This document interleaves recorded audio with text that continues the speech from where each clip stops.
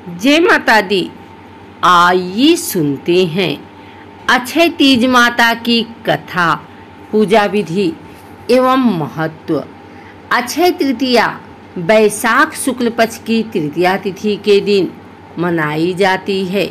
इस दिन देवी लक्ष्मी और विष्णु भगवान की पूजा की जाती है।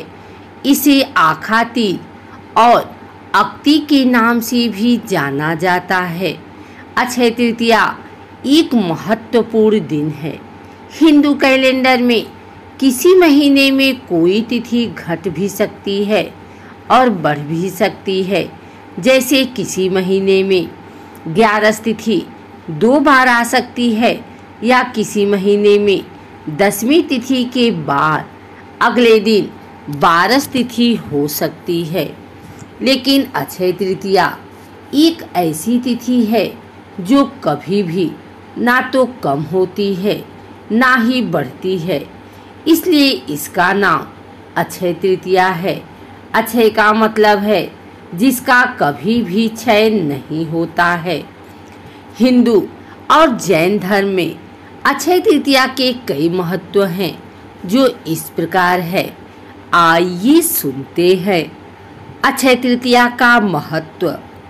भगवान परशुराम ने विष्णु के छठे अवतार के रूप में इसी दिन जन्म लिया था। यह दिन परशुराम जयंती के रूप में मनाया जाता है। वेद व्यास जी ने गणेश जी के साथ महाभारत लिखने की शुरुआत इसी दिन की थी। इसी दिन भगवान कृष्ण ने अपने मित्र सुदामा को महल और धन धान्य से परिपूर्ण करके दोस्ती का फर्ज निभाया था।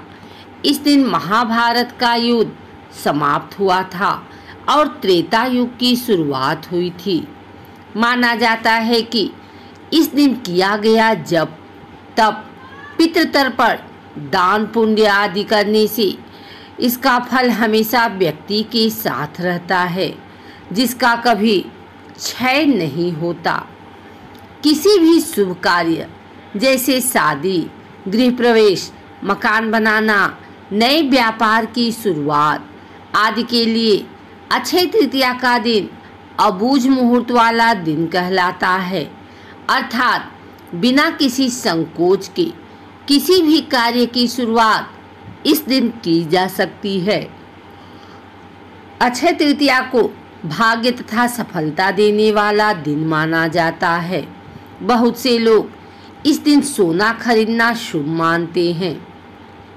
जैन धर्म में इसे तीर्थकर ऋषभनाथ द्वारा 1 वर्ष के उपवास के बाद गन्ने का रस पीकर उपवास समाप्त करने के दिन के रूप में मनाया जाता है। जैन धर्म का पालन करने वाले लोग इस दिन सिर्फ गन्ने के रस पीकर व्रत करते हैं।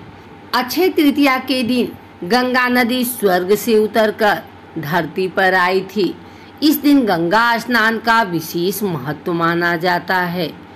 प्रसिद्ध 3:30 मुहूर्त में अक्षय तृतीया का दिन भी शामिल है। इसके अलावा चैत्र शुक्ल पक्ष प्रतिपदा, विजयादशमी, कार्तिक शुक्ल पक्ष प्रतिपदा वाले दिन भी 3:30 मुहूर्त में गिने जाते हैं। ज्योतिष के अनुसार अक्षय तृतीया के दिन सूर्य और चंद्रमा अपनी संपूर्ण उच्च क्षमता के साथ बराबर चमक बिखेरते रहते हैं। उड़ीसा के प्रसिद्ध जगन्नाथ मंदिर की रथ यात्रा के लिए रथ बनाने की शुरुआत इसी दिन की जाती है। वृंदावन में केवल अक्षय तृतीया के दिन ही बांके बिहारी जी के चरण कमल के दर्शन होते हैं। 4 धाम की यात्रा के भगवान बद्रीनाथ के दर्शन अक्षय तृतीया के दिन से ही खोले जाते हैं। अक्षय तृतीया का दिन त्योहार की तरह मनाया जाता है। घरों में इस दिन विशेष व्यंजन बनाए जाते हैं। अक्षय तृतीया पर बनने वाले व्यंजन इस प्रकार के होते हैं, जैसे गेहूं का खिचड़ा और मंगोड़ी की सब्जी, गुलाब, गलवानी, बाजरे की खिचड़ी, मूंग चावल की खिचड़ी बिना नमक वाली इत्यादि। इस दिन पक्की रसोई भी नहीं बनाई जाती तथा पापड़ भी नहीं सेका जाता। पक्की रसोई का मतलब कढ़ाई में तलकर बनाए जाने वाला भोजन, जैसे पूरी, इस दिन नया घड़ा, पंखा, चावल, घी, दाल, नमक, इमली तथा दक्षिणा आदि दान करने का विशेष महत्व माना जाता है। आखा तीज के दिन देवी लक्ष्मी व नारायण की पूजा की जाती है। पूजा की विधि इस प्रकार है। सुबह नहाकर अच्छी कपड़े पहने। सबसे पहले भगवान नारायण व लक्ष्मी जी की प्रतिमा को जल से स्नान कराएं। स्नान कराने के बाद प्रतिमा को सूखे व स्वच्छ कपड़े से पोंछकर यथास्थान स्थापित करें। रोली व चंदन का टीका लगाकर अक्षत अर्पित करें, मौली अर्पित करें, माला पुष्प आदि अर्पित करें, दक्षिणा अर्पित करें। भगवान को तुलसी दल और नैवेद्य के रूप में मिश्री व भीगे हुए चने का भोग अर्पित करें। खिचड़ा बनाया हो तो तुलसी का पत्ता डालकर उसे भगवान को अर्पित करें। पान, लौंग, इलायची अर्पित करें। पूजन के बाद कहानी सुने। अक्षय तृतीया की कहानी आगे भी हमारे चैनल पर सुन सकते हैं। धूप दीप से आरती करें। यथासंभव ब्राह्मण भोजन कराकर उन्हें दान दक्षिणा दें। आइए सुनते हैं अक्षय तृतीया की यह कहानी। बहुत समय पहले की बात है। कुशावती नामक नगरी में महोदय नाम का एक वैश्य रहता था। सौभाग्यवश महोदय वैश्य को एक पंडित से अक्षय तृतीया के व्रत करने की विधि के बारे में पता चला। महोदय ने भक्तिभाव से विधि पूर्वक व्रत किया। व्रत के प्रभाव से महोदय वैश्य कुशावती का महाप्रतापी शक्तिशाली राजा बन गया। उसका खजाना हमेशा स्वर्ण मुद्राओं से व हीरे जवाहरतों से भरा रहता था। राजा महोदय अच्छी स्वभाव का तथा दानवीर था। वह उदार मन से खुले हाथ से दान करता था और असहाय व गरीबों की भरपूर सहायता करता था। एक बार राजा का वैभव और सुख शांतिपूर्ण जीवन देखकर दूसरे राजाओं ने उसकी समृद्धि का कारण पूछा। राजा ने स्पष्ट रूप से अपने अक्षय तृतीया व्रत की कथा कह सुनाई और कहा कि सब कुछ अक्षय तृतीया व्रत की कृपा से हुआ है।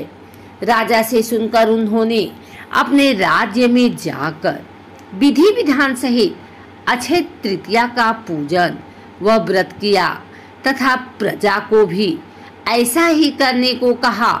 अक्षय तृतीया के पुण्य प्रताप से उनके सभी नगरवासी धन धान्य से पूर्ण होकर वैभवशाली और सुखी हो गए। हे अक्षय तीज माता, जैसे आपने उस वैश्य को वैभव और राज्य दिया, वैसे ही आपने सब भक्तों को धन धान्य और सुख देना, सब पर अपनी कृपा बनाए रखना। अगर आपको हमारी वीडियो अच्छी लगी हो तो इसे लाइक करें, कमेंट करें, शेयर करें। हमारे चैनल को सब्सक्राइब करके बेल नोटिफिकेशन ऑल पर सेट कर लें ताकि आगे आने वाली वीडियो सबसे पहले आप तक पहुंच सके। धन्यवाद।